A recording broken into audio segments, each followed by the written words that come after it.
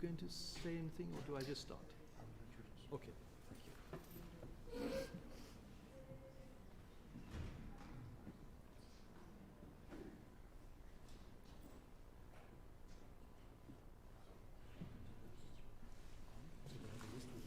Now, people who registered are not there, and there are quite a few people who want to come in who didn't register.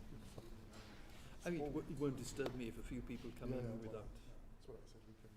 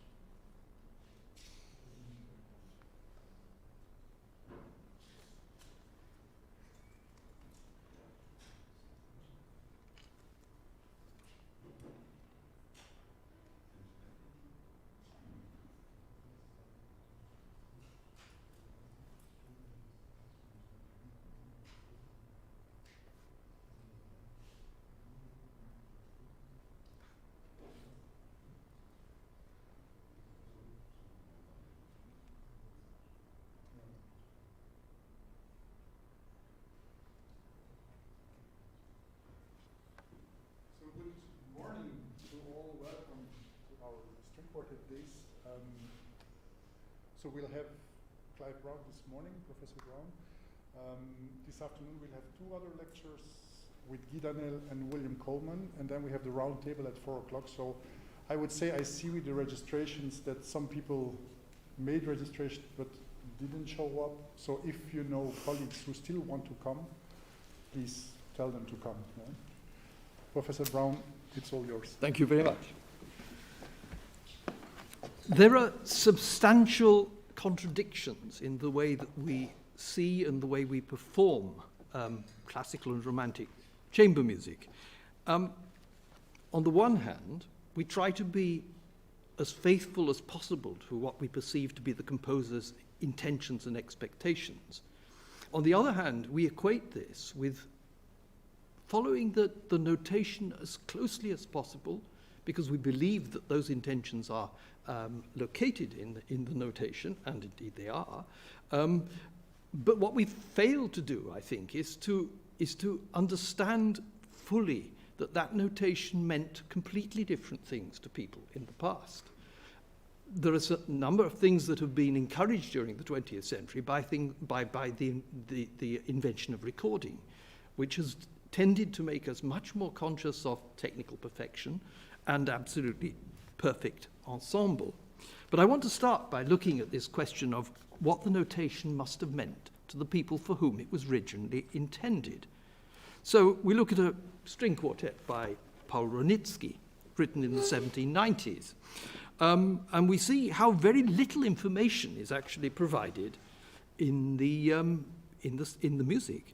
We have a few slurs here at the beginning. We have one little section with some staccato marks further down the page. But most of the time, nothing else is marked. We have a couple of dynamics, forte and piano. So they're extremes. Quite clearly, you were not expected to play all of these notes with separate bows, except where the slurs are there. So we have to try and understand what the conventions were that told people whether they should play the notes separately or whether they should connect them with slurs. You can see some of the patterns here. These appoggiaturas in the little figures of 4/16 notes clearly involve some element of slurring. When we go to the end of the 19th century, we see just how things have changed. Here, Max Reger's string quartet, opus 54, number 1, published in 1900, and it's absolutely full of instructions. It tells you which string to play on. It shows you at least two kinds of articulation marks, lines and dots. There may, I can't remember, but there may also be staccato strokes somewhere which have another meaning. And all the slurs are very clearly marked, and the dynamics are extremely clear, and also instructions like sempre assai leggero. So the performer is given much more information here, but would they still have performed this in 1900 in the way that we would perform it today? I think that it's quite clear that they wouldn't, because we have early recordings of string quartets and of soloists from 1900 and around that time. And it's quite clear when you hear those that they don't see the notation at all the way that we do. Go back to the 18th century again, and we have Carl Philipp Emanuel Bach writing about these things at a time when very little was marked except the notes, the pitches, and the note lengths. And he tells us that the constituents of a performance style are the strength and weakness of the notes, in other words, dynamics, their accentuation, various special techniques like Schnellen on the clavichord, legato, so slurs, staccato, separation, tremolo. Well, you can do it on the clavichord, of course, and on string instruments. Arpeggiation, keyboard thing. Tenuto, ritardando, accelerando. So he's also suggesting that tempo is not necessarily always stable. And then we look at Corrie writing in the 1780s, and he tells us that an air or recitative sung exactly as it is commonly noted would be very inexpressive, nay, a very uncouth performance. Uncouth, it's an ugly performance. For not only the respective duration of the notes is scarcely even hinted at, but one note is frequently marked instead of another. Well, of course, that applies mostly to recitative, the one note marked instead of another. But the respective duration of the notes applies to everything. And then we look right at the end of our period again, something published in 1897. Karl Reinhardt, composer and great German pianist, he says that between the lines there's always much to be read which no composer can convey by signs, no editor by explanations. So still we have this difference between what appears on the page and what you actually have to do. And Joachim here is very clear about this, one of the great quartet players of the late 19th century. And he talks about, I always had the impression from Spohr's quartet playing that I was dealing with a master of the very highest rank. He doesn't tell us why, but there we are. It was the opposite with Vieuxtemps, whom I had admired greatly in earlier years on account of his brilliant playing, which also did not exclude greatness. In quartets, in my opinion, he achieved less because, like most violinists of the Franco-Belgian school in recent times, he adhered too strictly to the lifeless printed notes when playing the classics, not understanding how to read between the lines. Now, of course, words are very deceptive. It's really hard to know from verbal descriptions what people are really talking about. At the beginning of the 19th century, the end of the 18th century, beginning of the 19th century, they had a concept of richtiger Vortrag and schöner Vortrag, correct performance and beautiful performance. And these were two completely different things. We can get some idea of what they meant by this from August Eberhard Müller's Klavierschule of 1804. He writes, the character that has been put into the piece of music by the composer must naturally be put into it by he who performs it. He must therefore be able to play the piece accurately in respect of its literal meaning, or in respect of that which can be exactly conveyed by notes and signs. Then his performance will be mechanically correct. He must, however, also grasp the character of the piece correctly and precisely, put himself into the feeling of the piece, and modify his playing accordingly. Only then will his performance be aesthetically beautiful. Again, it doesn't really tell us what he means, but it's very clear that there is a big difference between what's in the notes and what the notes are meant to sound like. He goes on. In addition to correct performance, beautiful expressive performance requires a sensitive and correct feeling, qualified and strengthened by healthy aesthetic judgment or taste. That's completely lost to us. We can never know what that meant. a not entirely insignificant knowledge of the laws of harmony or figured bass. It may be charitable to presuppose that everyone has such feeling and taste, but experience shows that this is far from being so. Whoever does not possess them can, with all diligence and all skill, get no further than mechanically correct performance. They can become a useful orchestral player, a useful chorister, which is valuable, but it's not art. I think that's a really important statement. Where nature has laid the foundations, feeling and taste may well be awakened and strengthened through guidance. Then the player will always find the character of the piece of music by himself and without long reflection or even calculation, and will be able to play the piece with true, expressive, beautiful performance. So there's a huge difference in these people's minds between playing the notes correctly and giving a beautiful performance. And a lot of it is about really fully understanding what that piece of music is trying to say to us. Because I think we kind of even maybe lost sight a little bit of this in the present day. All of this music is about intense feeling. It can range from exuberant joy to tremendous sadness, but the feeling is the most important thing. What the composer has put into it that we have to convey to the listener. And we have to find the best way to do that. Well, this idea of Richtiger and Schön goes on into the 19th century. We can see it here in Hummel and in Spohr. And Spohr, as a string player, does tell us some quite interesting things about what he considers to be the element of beautiful performance. And it involves bending rhythms. It involves using specific string techniques like vibrato and portamento. It involves the use of the color of different strings and so on. None of this is notated in most people's music. But at the beginning of the 19th century, we do get some clues because a number of composers, including Spohr, start to put in much more information into their scores. But let's look a little more closely at the question of how you read the notation through 18th, well, and I should have said also 19th century eyes. What kind of modifications of the notion were it actually inherent in it? And maybe even a part of richtiger Vortrag, which we've lost. Fürstenau in his Flötenschule has a nice idea, which is that he has three kinds of things. He has richtiger Vortrag and richtiger Vortrag höher Art, and then schöner Vortrag. And the richtiger Vortrag höher Art is something that a really advanced student has already got, and they understand a little bit how to read behind the notes, but it's still not beautiful performance. So what are these things we're looking at? First of all, deceptive rhythms. Slurred pairs, short slurred figures, dotted rhythms. They all meant rather different things than we normally perceive today. So, for instance, Leopold Mozart tells us that when we have slurred notes, two slurred notes, that the first one must be made stronger and longer, and the second one must be correspondingly shortened. I mean, to what extent do we hear that in modern performances of Mozart and Haydn and Beethoven? He tells us that it's not only two notes, but 3, 4, or even more notes slurred together must at all times, he says, be stressed more strongly and sustained a little longer. And then you must hurry the ones that come so that you don't change the length of the bar. And he gives lots of examples. I won't linger on those. But we can hear that this practice did not die out at the end of the 18th century. It continued into the 19th century and really into the early 20th century, because here we have a recording by the Klingler Quartet from 1910, and you can hear a number of very distinct things, including what Leopold Mozart talks about, the bending of slurs.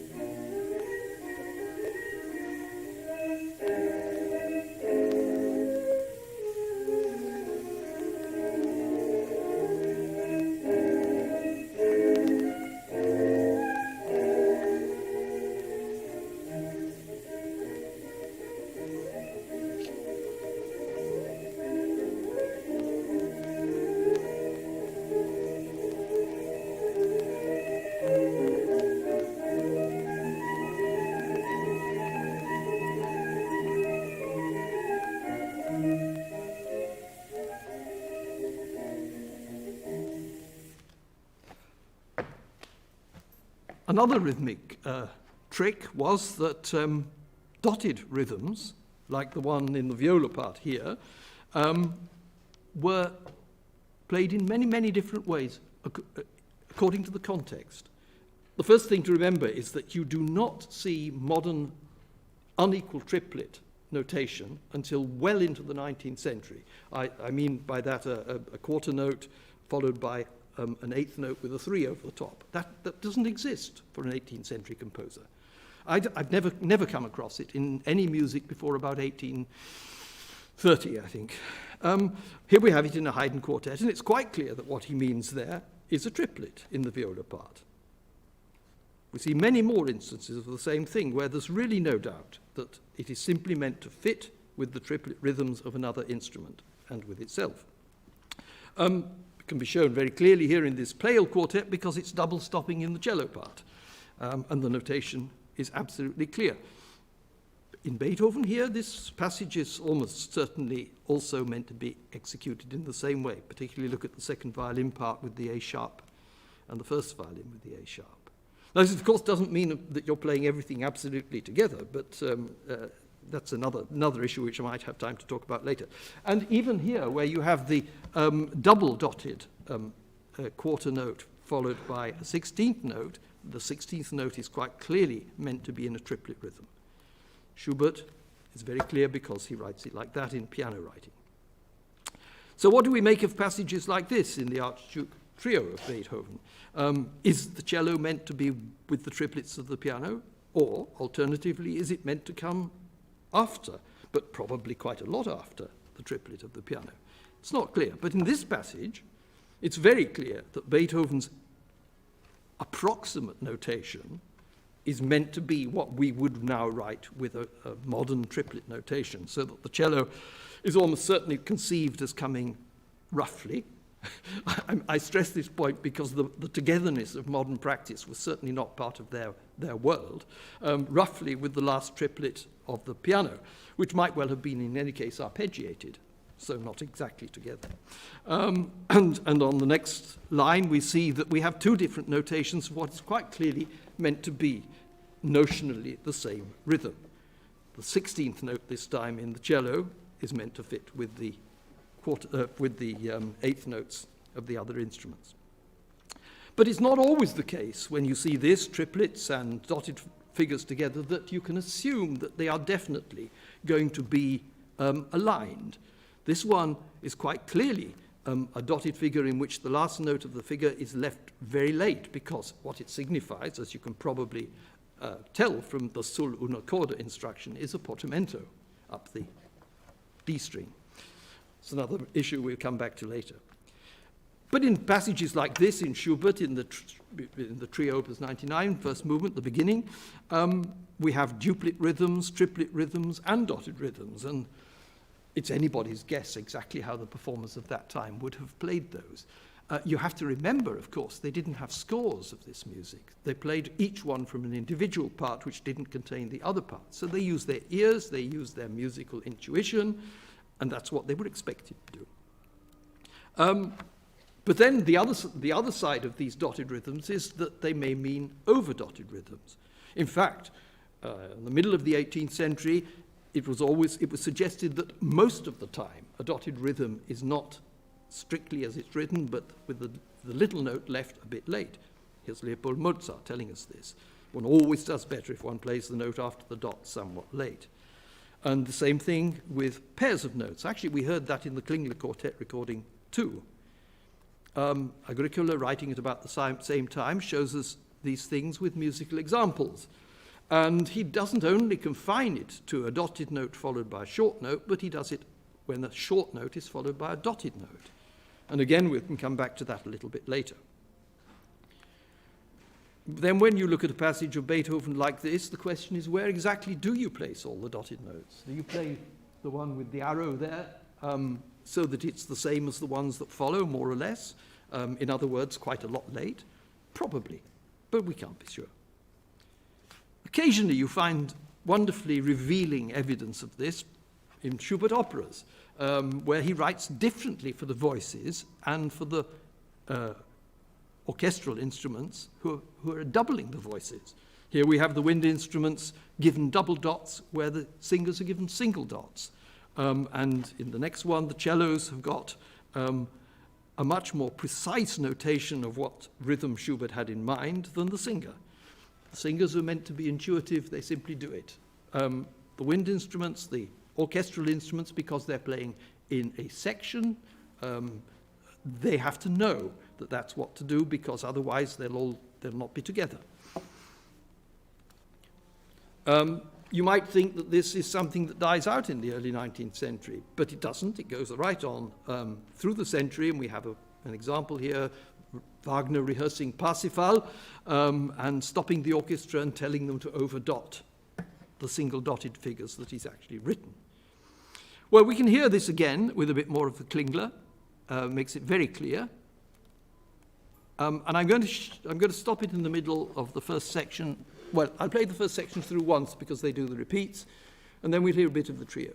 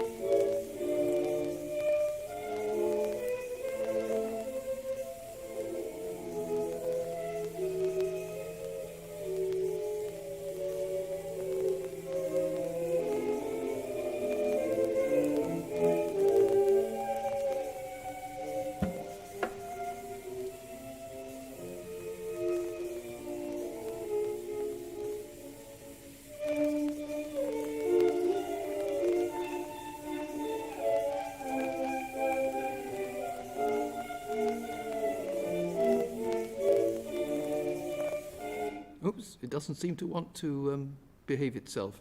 I did want to play you the middle section, which is a pity I can't do that because well, I'll just explain it and you can always listen to this somewhere yourself. In the middle section, he does exactly the same sort of thing with the reverse dotted figures and plays the first note so short that it sounds almost like an appoggiatura before the beat. And that is absolutely what Agricola was talking about in the 1750s. So a lot of these practices were still understood. They were still part of the tradition of how you played that. Okay, we move on. Now, what you've also heard in those Klingler quartet recordings is the fact that their tempo is flexible. And this is something not an abuse of the late 19th century. It's something that was going on from the 18th century right through as well. We have the evidence in written form from Carl Philipp Emanuel Bach, as I showed you at the beginning. And here we have one from the 1840s, which is talking specifically about quartets. The most varied nuances of mental states can be expressed by the manner in which the notes move. Yes, the prevailing tempo can be changed in various ways by the performing artist. In the performance of quartets, quintets, and even orchestral pieces with which the players are familiar, there is hardly any expressive passage in piano crescendo up to fortissimo, so to speak, in a more excited, more intense effect in which the prevailing tempo will not be imperceptibly changed, leading to a temporary hurry or hesitation. This is a fundamental aspect of expressing what is vividly felt and vividly performed, for otherwise the performance would remain purely mechanical, just like a music box. Indeed, in the case of well-rehearsed quartets, the tempo, so to speak, accelerates itself when the principal part plays fiery passages in forte. In unison fortissimo, on the other hand, the tempo always slows down by itself. If, for example, the cello or the viola accompanies a melody in arpeggios, in slurs, etc., such temporary nuances affect individual figurations, especially in quartet movements. So there we're talking in the 1840s about this flexibility of rhythm and tempo. And the question of being together is a really important one, arises from all of this. And there's some very interesting evidence of how Joachim and his quartet worked in this respect. There's a passage here I'm quoting from Marion Rankin, who was a student in Joachim's last years in Berlin. And she says that in long, florid passages, such as occur so often in slow movements of Haydn or Mozart, when the first violin wanders about meditatively, probably in demi-semi-quavers above an accompaniment of quavers in the underparts, there seemed in Joachim's playing to be no attempt at exact ensemble between the two. That is to say, the quavers, which in this case took on themselves the role of a beat, moved along unconcernedly in strict time, while the demi-semi-quavers moved as unconcernedly up above, without any attempt to synchronize regularly with the beat, 4 into each quaver, but with free and gracious lines, only making sure to arrive at certain given points at the right moment and together. There was no sense of there being any anxiety in his mind about keeping in with the rest of the quartet, or that any of them made an undue effort to keep together. But instead of the mechanical ensemble and fitting in of the present day, she's writing in the 1930s, one had an ensemble of spirit, a sense that one common objective bound them all together, and that they all meant to reach the goal in company.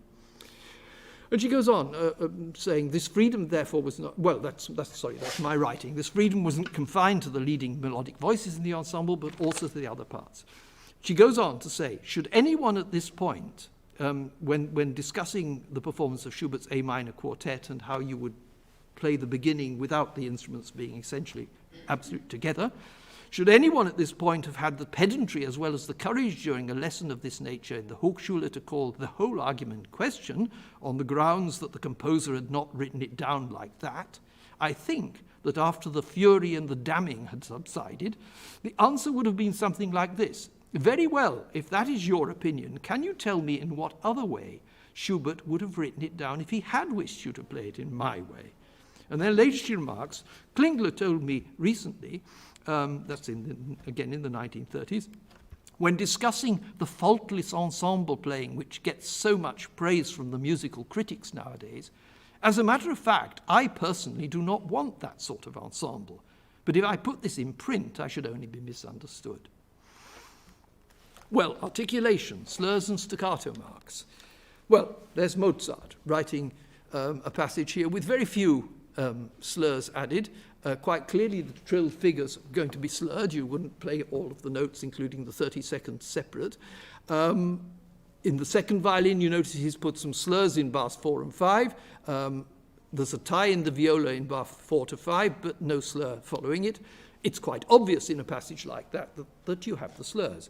In his later works, Mozart is much more precise, but we're still having some uncertainties. Clearly, the trill figure in the first line is going to be slurred as a group of 3.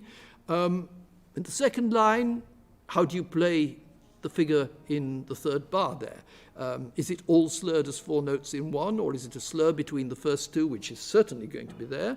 Only, it's not clear because he hasn't written staccato marks on the last 2 notes, so we don't know whether he definitely wanted those separately, unless the convention was so strong, which again we don't really know, that you would always do it with the last 2 notes separate.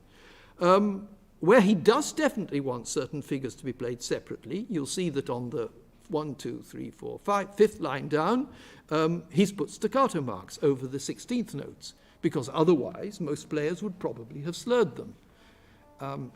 And so on. And you can see these inconsistencies which still have to be understood as a performer at that time would understand it. In a quartet by a contemporary of his, Pickel, we see that in a grave he has put staccato marks at the very beginning, because in that kind of a movement you would not play staccatos unless it was indicated. There were conventions that applied to different tempos. Certain things applied to slow tempos, certain things applied to faster tempos. And here again, there are many, many slurs that are certainly going to be played by the players, which are not written. But they may have some discretion as to how they do the slurs, whether they slur exactly in groups of 4, whether they slur in groups of 8, whether they slur across the strong beats. That would be something the players would decide. It's even more the case in Wranitzky, who is very unconcerned most of the time about putting in these details. We can see it on the top line that we have a slur and staccato, because here, again, either the performers would have played them all separately, or they would have played them all slurred, or they would have made it up. But in this case, he's decided he wants a particular thing, so he writes it. In the next bit, in the Andante, all of these fast notes are quite clearly going to be slurred, but how they're going to be slurred, again, is a matter for the performers. Once you begin to understand the style, you can sometimes see what might be done. Here I've marked in the blue markings potential bowings. This figure here on the first line could be played with all separate bows. It would make perfect sense to play it with separate bows, but particularly with those shapes, there are a number of patterns that you might have applied to them. Further on, I've put slurs over what are obviously passages meant to be slurred where the slurs are not marked. It's my personal opinion, but I think it probably makes sense. But sometimes you find things here which you might imagine have got very particular reasons for being there. So if you notice in the first full bar, we've got staccato dots. On the next line, we have staccato strokes. Further down, we have more dots. Is this something the composer is trying to convey to you as a different articulation? Or was it that the engraver simply picked up a different tool at this point and didn't really care whether he was using dots or strokes? Probably that's the case, because I can't see any very good reason for, musical reason for it to be different in this case, given the conventions of that time. And probably actually in his handwriting, Branitzky always wrote little strokes as Mozart did. Now, we look at something else which I think is really, really important for string quartet players, and that is to understand what kind of articulation you are going to actually produce with the bow. And you can only understand that if you know how people played at that time. This is the picture that Leopold Mozart gives you on the front of his Violinschule. And you see he's got the very relaxed position. He tells you that this is quite tricky because you have to use your left hand in a very particular way in order to change position. And he says if you want to play with greater security, you can play like this. And quite a lot of players undoubtedly did play like that. But by the end of the century, that's going out of fashion, putting the chin on the right-hand side of the tailpiece. And Galeazzi condemns it and says that it takes the instrument too far to the left in 1796. Cambini condemns it in 1799 with a very firm instruction that there is only one good way of holding the violin, all the others are bad. We see with Campagnoli that he has his chin partly on the left side and partly in the middle. But you see something else with Campagnoli, which is really very interesting, which is that he actually has his right arm tied to the coat button to stop it going up. Löhlein had also suggested this, but he'd also suggested what Campagnoli does, which is to rest the upper arm against the body. But that was something that goes out of fashion very quickly. Spohr actually tells us specifically in 1833, which shows perhaps that people were still doing it, that you shouldn't do this. He heard Campagnoli play in 1805 and wrote in his diary, his method is true as if the old school, but his playing is pure and finished. So there was an old school and a new school around the beginning of the 19th century. The new school is also represented by the French traditions, which were cultivated by Viotti's disciples. The original Méthode de violon of 1803 doesn't include any pictures, but Baillot does include them in his 1835 L'Art du violon. And here we see very clearly the positions which he regards as proper. They don't look like modern players for a number of reasons. One is that the violin is held much further round to the front than most players would now hold it, more or less as far round as the left arm will go. And the right arm is in this position here, which we see also produced more or less by Spohr. Spohr in the middle of the bow, so it's less extreme. Later French violin schools show it, again, very much like Baillot, and this goes on to the end of the 19th century. Actually, if you look at the pictures of Kreisler, who was trained at the Paris Conservatoire by Massart, you see that he still has very much that position of the right arm. To prove that players were actually doing it, here we have a fascinating photograph of Ernst from around 1850, very much in that position, and of Heinrich Dessauer, a Joachim student, in 1890. Even more shocking, perhaps, to a modern player would be this position when playing at the point of the bow, with the upper arm incredibly low. I've never seen a modern player playing in that position. Galeazzi is very clear about the upper arm. He says any movement of the upper arm back or forth is completely forbidden. The elbow alone must do all the work without communicating anything to the upper arm. Baillot, playing with the arm, i.e. with the upper arm and shoulder, is one of the greatest faults one can have. It is necessary constantly to avoid it. When one plays on the low strings, the wrist rises to reach them, and the forearm only follows. And this movement is almost imperceptible when one passes quickly from one string to another, as in these passages. I think that's a pretty shocking sort of thing for a modern violinist.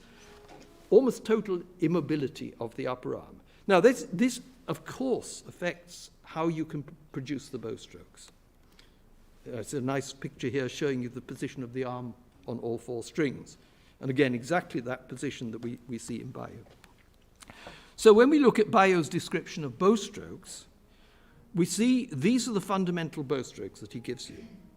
There's what he calls the grand détaché, which is played in the middle of the bow, the middle third of the bow, with a stroke which stops at the end of each stroke like that, and it can only be done up to a certain tempo. He gives a rather odd tempo here of 152 for the 8th note. And he says beyond that it's not really possible except for a very short period. Then he gives you the Detached Legere, which can be done faster. And the Detached Legere is different from the Grand Détaché, because in the Grand Détaché you stop the bow on the string. In the Detached Legere you do it with a much looser wrist and fingers so that the elasticity of the bow produces the separations without the bow coming off the string, but you're certainly using the elasticity of the stick. Then you have the Détaché Perlé, which uses less bow because the notes are faster in the middle of the bow still, and the Détaché Sautillé, which some later people would have called a spiccato, which is done in the middle of the bow with virtually no bow length, more or less coming vertically down onto the string. And in Brussels here, at the Conservatoire, Merz produced his 12 études as studies for the students. He taught the beginners class here at the Conservatoire. And he has slight differences from Baillot because he has his grand détaché being a very fast stroke from one end of the bow to the other, stopping at each end. And then he has the détaché chantant, which is for the long connected bow strokes, détaché martelé in the upper half of the bow, the détaché de milieu, which is presumably the same as Baillot's détaché sautillé, then an unnamed bow stroke, which is a definite spiccato in the modern sense. So the détaché du milieu does not come off the string. It again uses the elasticity of the stick to produce the separation, whereas the spiccato comes off the string and is done at slower tempos. It can't be done faster, according to him, and is done with the raising of the bow and letting it fall again. The détaché d'avant-bras is this one here, without the bow coming off the string, but with the elasticity of the stick, making the separation. And then he gives one that Baillot doesn't mention, which is a martelé du talon. So it's playing the martelé on the string at the heel of the bow for certain kinds of effects.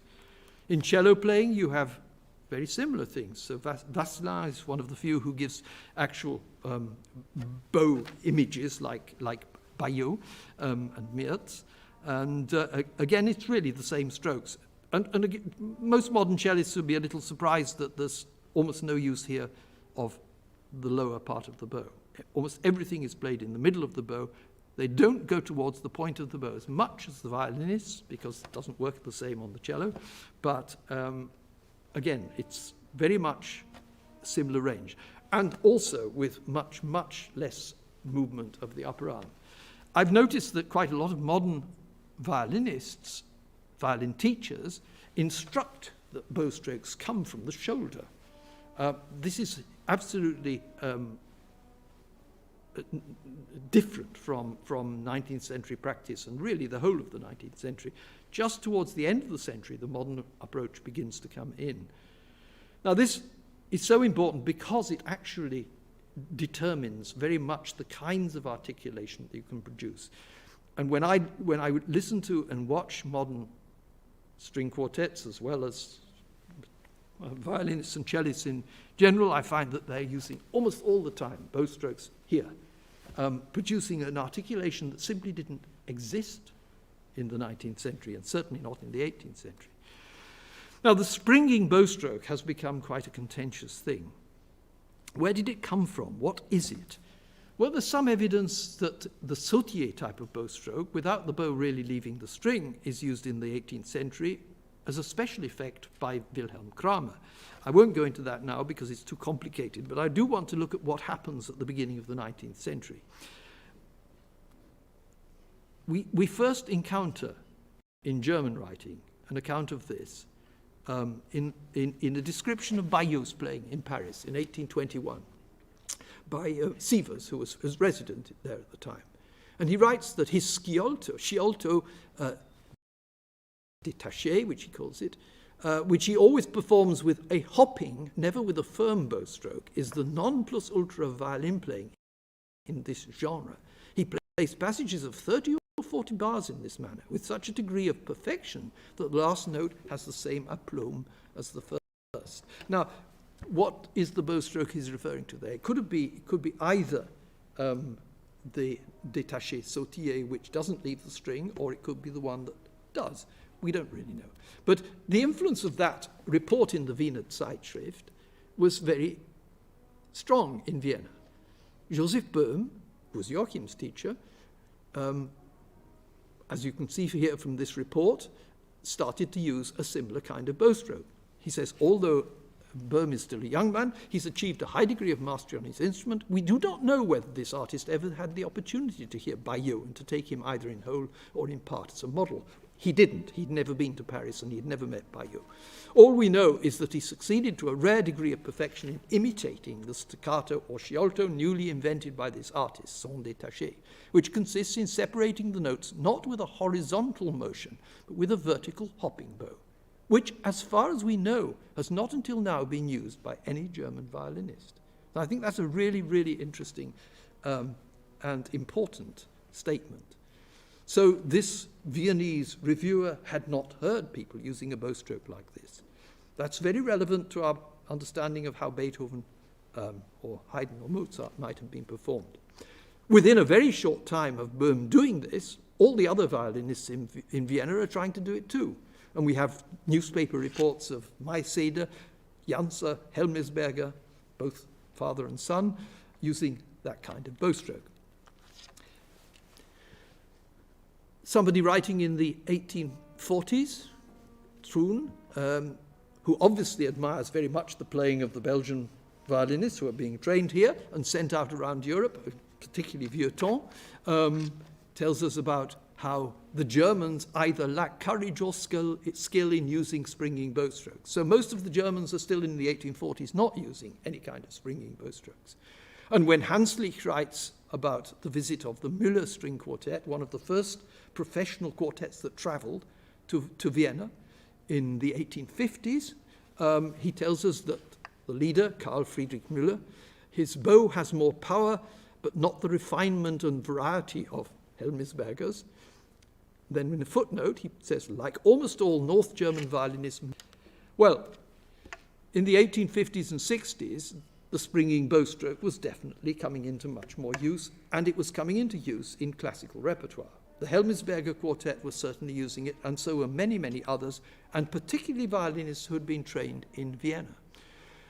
Anton Schindler, Beethoven's amanuensis, for all the fact that people have doubted much of what he writes about Beethoven, was a violinist. He'd led the orchestra at the Josefstädter Theatre in Vienna, and he writes about this practice in Frankfurt in the late 1850s and early 1860s in a series of articles in one of the local papers. And he says, they executed the staccato 8 notes in the presto finale of Beethoven's string trio, opus 9, number 1, at the so-called frog with a hopping bow, so that it was absolutely impossible to follow the composition because attention was solely focused on the virtuoso with his inappropriate spiccato. Do these recently invented bowstrokes have any justification for being used in the chamber music of the classics, into which our young virtuosos so often introduce them? I think of dancing about the bow at the frog, as an expression of aesthetic sensation in the exchange between instruments. Understandably, the most dignified composition is thereby dragged down into the class of ordinary salon music. Well, we can see from comparison of different editions of the same piece, this is the string trio that he talks about, and the first one is Ferdinand David's edition from 1868. And look at the bowing there. You can see the way he's divided the bowing up just before letter C, in order for the bow to be somewhere around here for the notes that follow, for the staccato eighth notes. An edition made of the same, it still has David's name on, but it was made in 1903, changes all these bowings. And you can see that the bowing is changed so that the bow can get nicely to the frog for these staccatos. Even clearer is this passage, where David begins in the fourth bar of the passage with a down bow. In other words, pum pee, pum pee, pum pee, pum pum pum. And the new editor, begins with an up bow, so it can be tum tee, pum pee, pum pee, pum pee, pum. Schindler once again. In addition to this bad habit, he's been talking about rush tempos in Haydn, the usual treatment of the short staccato notes must be mentioned as particularly annoying. Everything of this sort, however serious, is played with a springing bow, and the three colleagues join in with this. Not just individual passages, but entire motives and movements were performed in this way. For example, the Allegretto of Beethoven's F major string quartet. This is answered by a Viennese journalist in the Deutsche Musikzeitung. And he says, about the excessive use of the springing bow, we are broadly in agreement with Mr. Schindler. But with one reservation, the cited motive from the Allegretto of Beethoven's F major quartet cannot, as we see it, be given in piano in any other way than with a springing bow. Although between a springing and a whipping bow, there is a difference. But Schindler replies to this. The Deutsche Musikzeitung took note of our critical discussion in number 9. It declares that it agrees about the excessive use of the springing bow, but with one reservation, i.e. the above-mentioned motive from the Allegretto of Beethoven's F major quartet, opus 59, which it believes cannot be given in piano except with a springing bow. The author of those words obviously derived this belief from the practice of our time. He is unaware that the classical period knew nothing about this type of stroke, that it only owes its invention to Monsieur de Berriot, whose students Haumann, Vieuxtemps, Teresa Milonello, and others spread it more widely, and both of the latter also introduced it in quartet playing. The young critic in the Deutsche Musikzeitung could easily have inquired about it from old musicians of the imperial city who heard Chopin Sieg, who died 1830, perhaps from Professor Joseph Böhm, who, by the way, has given the undersigned his full approval of our stance in this matter. That's interesting because Böhm was the first person to use the springing bow in Vienna, but clearly he had a sense, if we are to believe Schindler here, and I think we probably should, he clearly had a sense that it wasn't appropriate in certain repertoires. It was a virtuoso's bowstroke. Anyway, Schindler goes on. These old men will tell him that the springing bow is most unnecessary, but also most abhorrent in piano. Of course, in the quartet. When young violinists read such a conviction in a specialist journal, they are all the more encouraged to persist in the wrong use of the bow. Perhaps we will still be surprised by seeing the springing bow manifesting its annoying presence in the symphony. Indeed, in the fourth movement of Beethoven's Symphony in B-flat major, the major key section of the scherzo of the one in C minor, the Prometheus overture, but also places in the works of other classical composers. It would truly produce a diabolical effect. Well, Schindler couldn't have been more precise about it than that. This doesn't exclude what Bayeux described as the Detached Legere, which David in his Violinschule calls the hüpfende Strich. David tells us in a letter written to Anton Schindler, which is preserved in the Beethoven house in Bonn, and Schindler quotes this, He says all older violinists have used or are using this stroke. But of course, there are different ways of doing it. That the stroke can only be applied at a fast tempo, again, we're obviously thinking about the spiccato or the sautille here, is new to me. It is to be used at the slowest speed, but of course you must not let the bow fall onto the string. It has to brush them so the tone will not be dry but resonant. And in the Violinschule, David had written, the bow must never entirely leave the string. Try to make the stick vibrate strongly, have the wrist as loose as possible. In playing forte, use the middle of the bow, in piano more towards the upper half. This is clearly similar to the bowstroke described by Spohr in a letter. It's executed with great power in the middle of the bow, so the wood admittedly makes a springing motion, but the hair does not leave the string. And it also agrees with a passage in Robert Echt's notebooks about his lessons with Viotti, and Viotti's instructed him that this passage in his third violin concerto should be played in the middle of the bow, making it spring a little. It's obviously the same bowstroke they're talking about. So that was an articulated bowstroke that was used, but the modern use of the lower half of the bow for separate staccato notes was simply not known at that time. Portamento and vibrato, obviously important. String players used it right up to the 1930s, from at least the middle of the 18th century. It was already being used widely by 1776 because Reinhardt complains about orchestral players who did it, or rather instructs them not to do it. He also says that much delicacy is necessary to make this tolerable for a fine ear. Many violinists make it sound just like the sighs of a despairing tomcat on the doorstep of his half-deaf beloved. So it wasn't even being used discreetly by lots of people.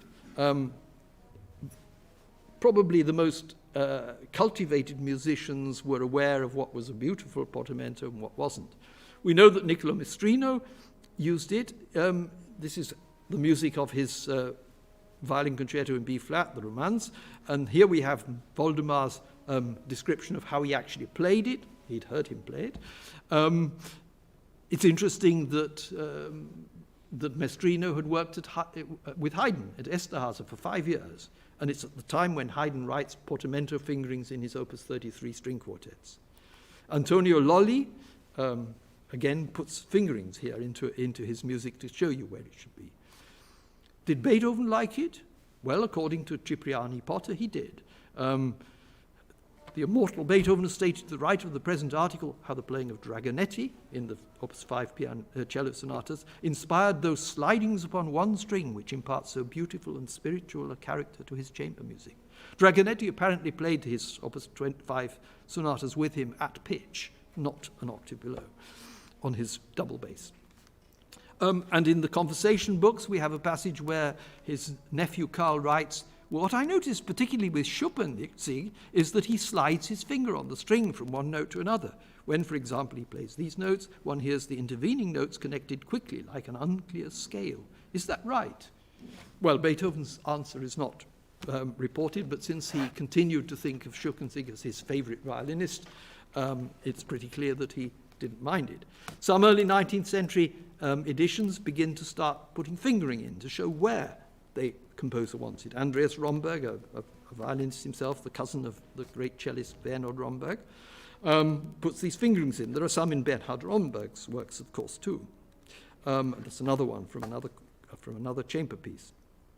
By the middle of the century, the cultivation of good portamento is a very important part of Franco-Belgian teaching. Charles de Berriot has a long section about it in his method of 1858, and he shows you 3 different signs for the different kinds. Well, he then demonstrates them in pieces, and I've made short recordings a few years ago now to illustrate how I think he might have imagined this to be.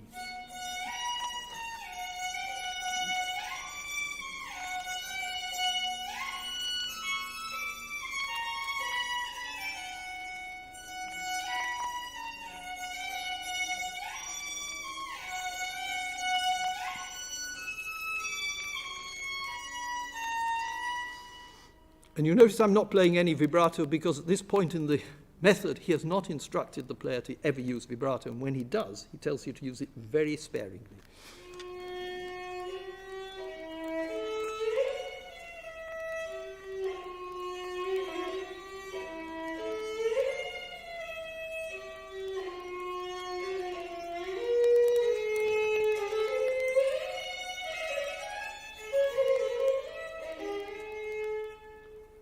and the portamenti in the second bar and the fourth bar are from an open string, which you can do by putting your finger behind the end of the string.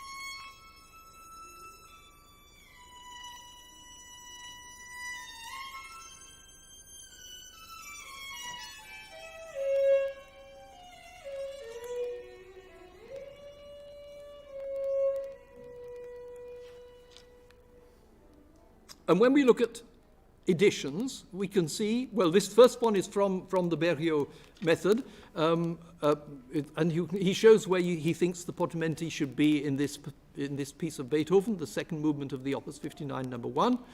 And then we look at the edition by Ferdinand David, which is the second example. I'm sorry, it's rather poorly reproduced, but you can see from the fingering that his portamenti are in exactly the same places. So there's a total agreement between these two musicians of different traditions about where the portamento should come. And then there's the vibrato. Well, we all know about Geminiani saying you should use it as often as possible, but then think of what Geminiani was doing. He had a violin rested against here, against the middle of his chest, more or less. And what can you do with a vibrato there? It's certainly not anything like a modern vibrato. It's a trembling effect of some kind. And I prefer to talk about these as trembling effects than as vibrato, because the term is very problematic. But we have, in fact, most people use the word tremolo in the 18th century and into the 19th. So Galeazzi definitely doesn't like it. He says it should be entirely banned from music by anyone equipped with good taste.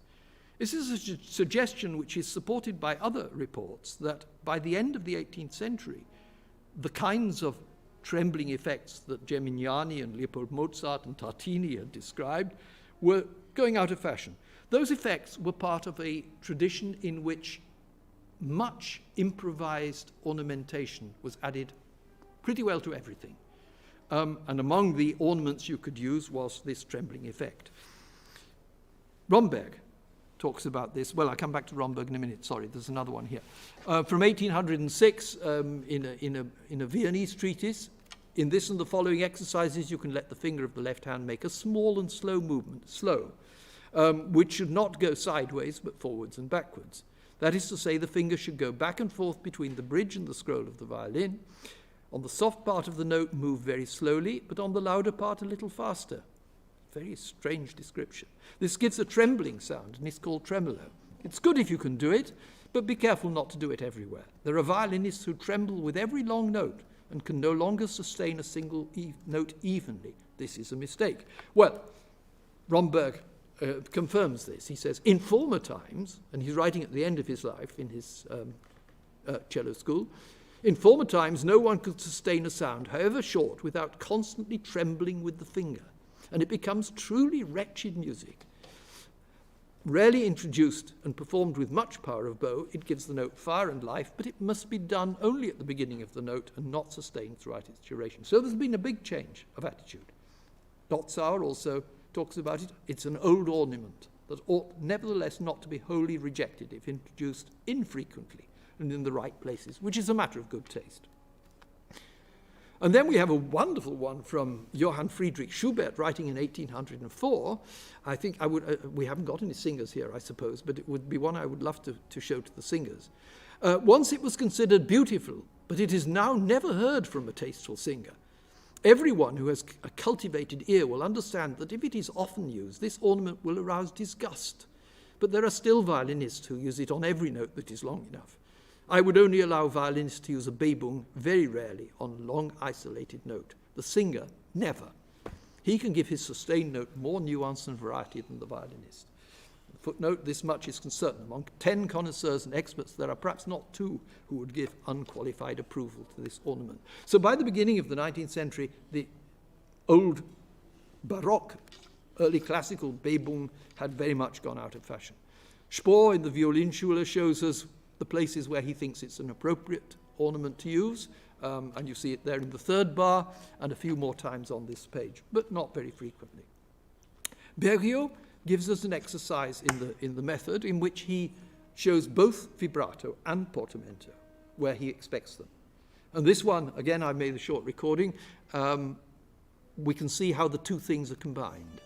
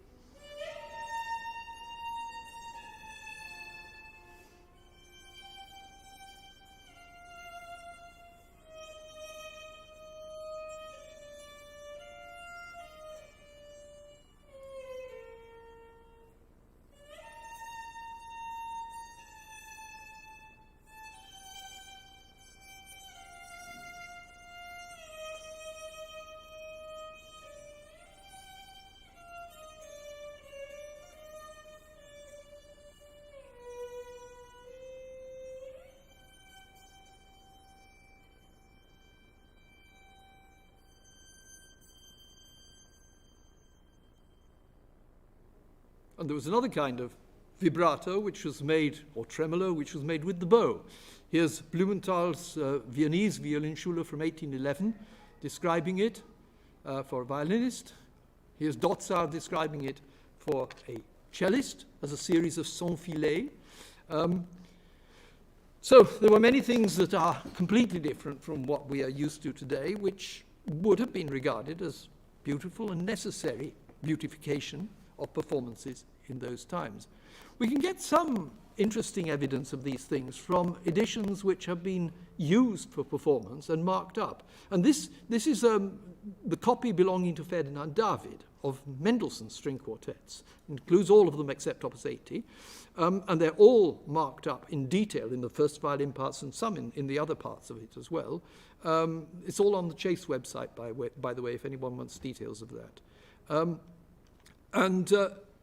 What I did with some of my PhD students back in Leeds in 2008 was to make a few recordings of some of these things. And I'm going to play you a little passage here from the Adagio, using David's markings precisely.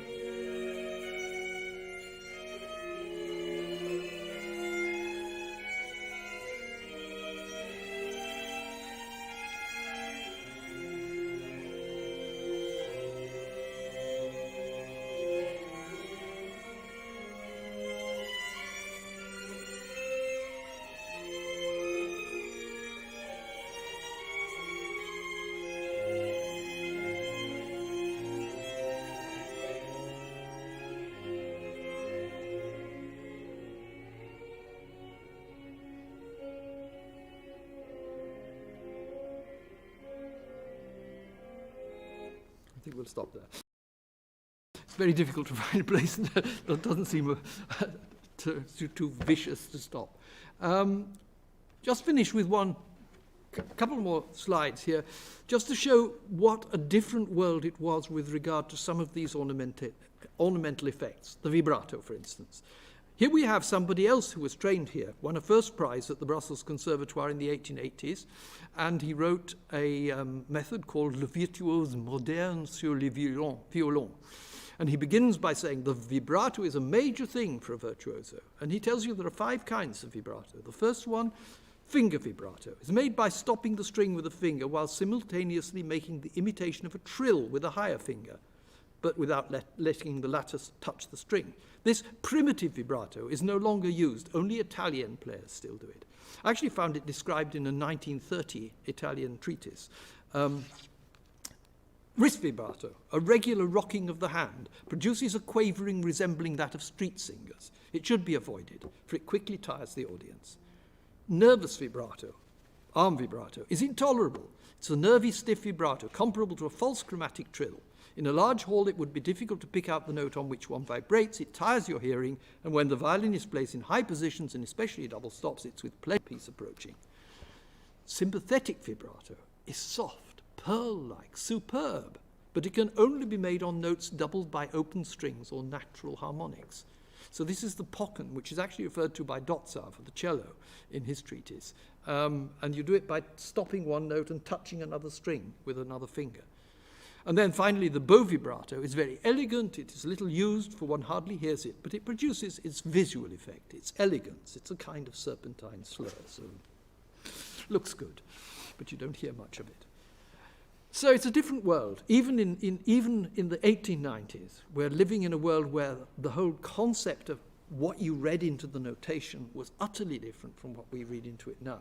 Now, where does that leave us as modern performers? What use can we make of this information, and also of the evidence and information we get from early recordings, like the Klingler Quartet and Joseph Joachim and Marie Soldat? Not so many good cellists made early recordings, but there are 1 or 2 interesting ones. What can we learn? We can learn that the world was very different for them, that the notation had all sorts of messages which we no longer perceive in it. If we begin to understand what some of those messages were, we can think how we could creatively use that in our performance of this repertoire. We can never play it the way that Mozart or Beethoven or Haydn heard it by the best performers of their own day. We don't know what that sounded like. But we do know that what we are doing is not faithful to the notation, because it ignores all of these things that were seen as essential elements of performance that were necessary to make the music speak to people. Well, there are lots of philosophical issues that would arise out of that, and perhaps we can discuss them later.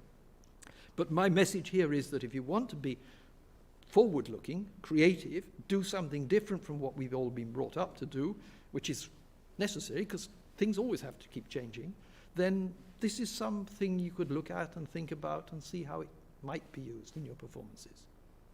Thank you.